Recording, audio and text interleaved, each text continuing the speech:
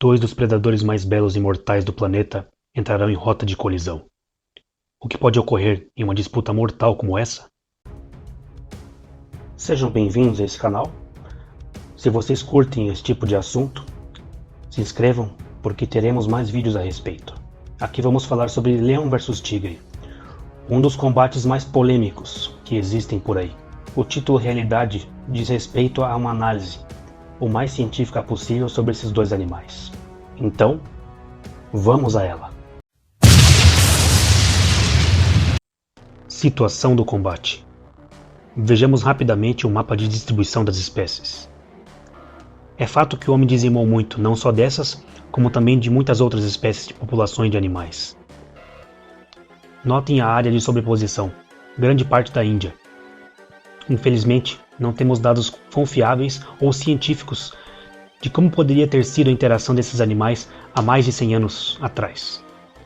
Isso é mais para analisarmos um cenário antigo natural, para sairmos de um vislumbre de cativeiro forçado pelo bicho-homem. Um leão africano sozinho está patrulhando seu território e sente o cheiro do tigre. O leão ruge para tentar intimidar o seu rival sem encontrá-lo. E é imediatamente correspondido por um tigre de bengala macho, que também é territorial. Eles vão se aproximando. Começam a abanar a cauda em sinal de agitação. Quando eles se veem, tentam utilizar demais artifícios de intimidação, como a linguagem corporal, a fim de avaliar o porte físico do seu oponente. Com ambos ignorando todos os sinais, fica inevitável um confronto. E agora? O que pode acontecer num combate mortal como esse? Vamos descobrir isso enumerando vantagens e desvantagens teóricas de cada um deles e depois tentar desvendar registros históricos e também científicos ou de valor desses encontros para consolidar a informação. Lembrando que tudo o que for dito aqui tem embasamento teórico e leva ao embasamento lógico, com fontes para comprovar que vocês poderão consultar nas descrições do vídeo. Minha opinião realmente só é dada ao final do vídeo.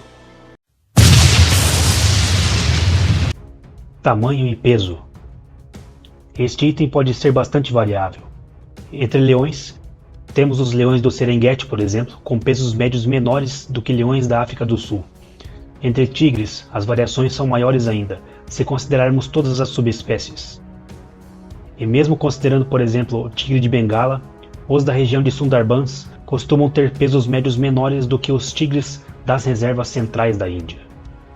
Logo, para não sermos injustos com relação ao tamanho, como já mencionado, iremos considerar dois machos selvagens de portes parecidos, um leão africano e um tigre de Bengala ou siberiano.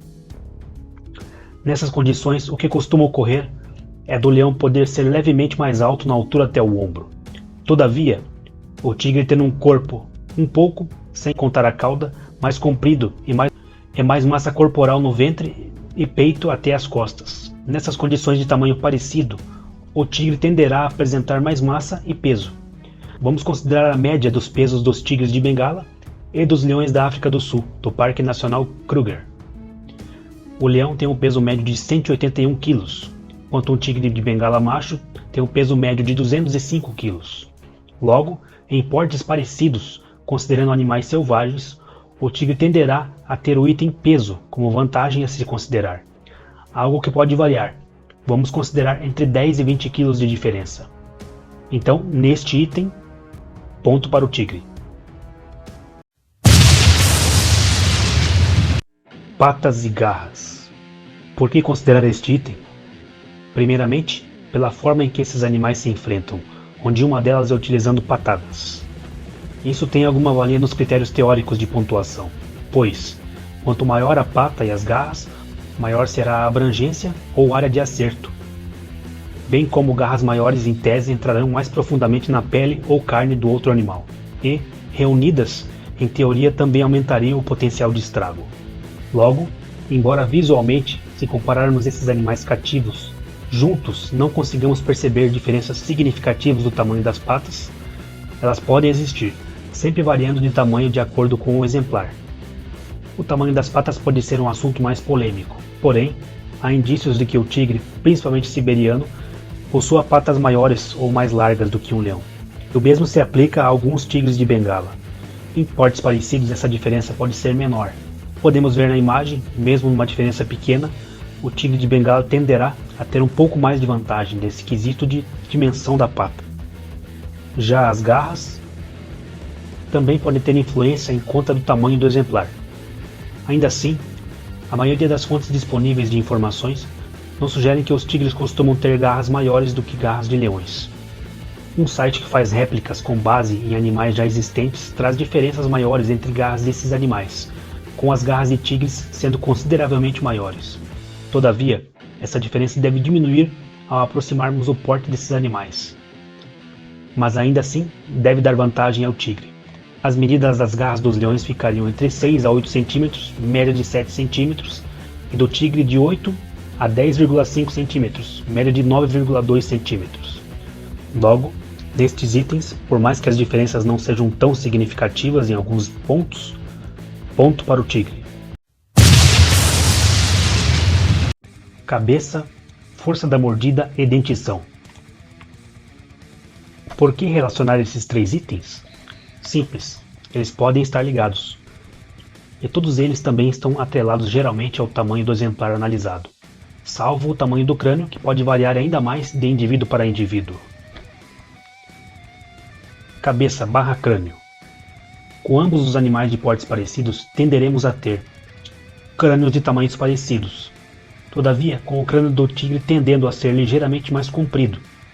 Em contrapartida, alguns ossos da face do leão sendo ligeiramente mais largos. Força da mordida. Isso, na verdade, mais para a matéria de curiosidade, não tem tanta influência no duelo, pois a questão da formação das mandíbulas deles é parecida, bem como a força da mordida já fora mencionada a ser parecida em alguns documentários. Ainda assim, força da mordida é um tema que merece mais aprofundamento. Num experimento baseado em cálculos, a força da mordida proporcional, ou seja, em relação à própria massa do animal, o tigre ficou com um índice maior do que o do leão. Todavia, aqui serão consideradas de igual periculosidade devido a essa divergência de informações. Dentição, caninos superiores. O diferencial mesmo nesses itens fica em conta do tamanho dos dentes caninos. Curiosamente, todas as subespécies de tigres, até mesmo as menores, como o tigre de Sumatra, tendem a possuir caninos de igual comprimento. Comprimento este que costuma ser maior do que o comprimento dos caninos dos leões. As diferenças entre subespécies de tigres como os caninos de comprimento parecido, como podemos notar rapidamente, fica em conta da grossura, sendo mais grossos em subespécies maiores. Em resumo, os comprimentos dos caninos costumam variar da seguinte forma. Tirando a parte dos caninos que fica escondida ou enraizada, temos geralmente essas medidas. Leão, 6 cm em média. Tigre, 6,4 a 7,6 cm em média. Essa diferença pode ser percebida se analisarmos lado a lado. Com essa diferença podendo chegar a quase 1,6 cm, temos uma teórica mordida de forças parelhas, porém com caninos que entrariam mais profundamente na pele / carne do outro animal, e com isso podemos determinar este item como vantagem teórica para o tigre. Logo, pela discrepância a se apresentar neste último item, ponto para o tigre. Juba. O leão macho maduro costuma apresentar uma juba, considerado um dimorfismo sexual que consiste em densas camadas de pelos que podem chegar a 24 cm de comprimento. Os pesquisadores costumam divergir em qual seria o real propósito de um leão possuir uma juba. Há aqueles que defendem que ela serve para a proteção do pescoço do leão na luta entre eles. Todavia, também há aqueles que defendem que em realidade o propósito dela seria de atrativo sexual para as leoas. Existe um documentário onde isso foi explorado, onde ali realmente determinou-se que as leoas fazem essa diferenciação, onde nesse estudo preferiram jubas mais volumosas e escuras. Em realidade, pode servir para as duas funções, além de servir como fator de intimidação. Faz o leão parecer maior do que realmente é. Em contrapartida, ela pode trazer uma leve diferença na mobilidade, temperatura, maior num clima mais quente, e quando se trata de caça, dificulta bastante a sua camuflagem. Embora devamos considerar alguma proteção, devemos destacar que se tratam de pelos. Embora sejam muitos, não estão nem perto de serem considerados proteções confiáveis. Podem ajudar a absorver alguns impactos de patadas se ali direcionadas forem. Até em alguns casos dificultar o encaixe de mordidas, mas isso não impediria o travamento da mesma, ainda mais se considerarmos os caninos mais compridos de um tigre. De um exemplo em vídeo. Embora seja de um filme antigo e não sabemos as condições dos animais e a questão de manipulação humana, as de luta são reais, onde ali mostraram um tigre aparentemente menor, ou até uma tigresa, que conseguiu encaixar algo parecido com uma finalização no leão, mesmo com juba volumosa, provando que a mesma pode ajudar, mas não impedir caso ocorra um encaixe ali. Vale a observação, inclusive, mordida no pescoço é apenas uma das formas onde esse duelo poderia terminar. Teriam outras formas, como por exemplo, múltiplos ferimentos causados por patada na face, arranhões e mordidas pelo corpo, perda de sangue, mordida na cabeça, um leão já foi visto executando essa técnica em outro leão, mordida no corpo, em algum ponto onde passasse alguma veia ou artéria importante, como a veia femoral, por exemplo, e também exaustão, que facilitaria qualquer tipo de finalização. Visto essas observações, a juba tem seu grau de proteção, embora seja leve, ou no máximo moderado. Então neste item, ponto para o leão. Força bruta. Visualmente falando, ambos os animais podem exibir grandes ou definidos músculos mais evidentes nos braços frontais, mas também distribuídos pelo corpo. Mesmo que a juba do leão possa cobrir parte dos braços frontais e as listras dos tigres possam acabar disfarçando os músculos, aparentemente alguns tigres podem exibir braços proporcionalmente maiores. Rápidos comparativos. Nas leoas, por não possuírem juba, podemos notar melhor a musculatura. Lado a lado. Nos felinos, a força bruta costuma ser avaliada no ponto de vista de tração, ou seja, algum feito do animal puxando uma carcaça ou presa pesada por certa distância. É mais difícil observarmos esses itens nos leões, pois eles não têm muitos motivos para ficar puxando presas por longas distâncias, pois o ambiente de savana não ofereceria vegetação suficiente para cobrir uma carcaça. E além disso, os leões geralmente comem em grupo, e ali consomem muito da mesma, sobrando pouca carne. Todavia, tem algumas cenas filmadas deles puxando pequenas distâncias por pura vontade mesmo, presas pesadas como elandes e búfalos, por exemplo. Sobre os tigres, segundo o documentário de Força dos Animais, dentre os grandes felinos, aquele que possui mais força bruta é o tigre. Uma filmagem parecida com a filmagem do leão, onde um tigre ou tigresa puxou rapidamente uma carcaça de gauro. Também já foi filmado um tigre entrando na água para nadar e puxar ao mesmo tempo uma carcaça de um veado. Existem alguns registros antigos que mencionam a força do tigre. Um dos mais evidentes seria onde um tigre arrastou um touro morto, ou gauro, por 3,5 metros. O touro não podia ser movido por 13 homens. Por este exemplo, este tigre teria uma força estimada de 14 homens. Devemos também lembrar da força nas patas traseiras. Evidentemente, o leão, mesmo com juba, tem a sua capacidade de salto.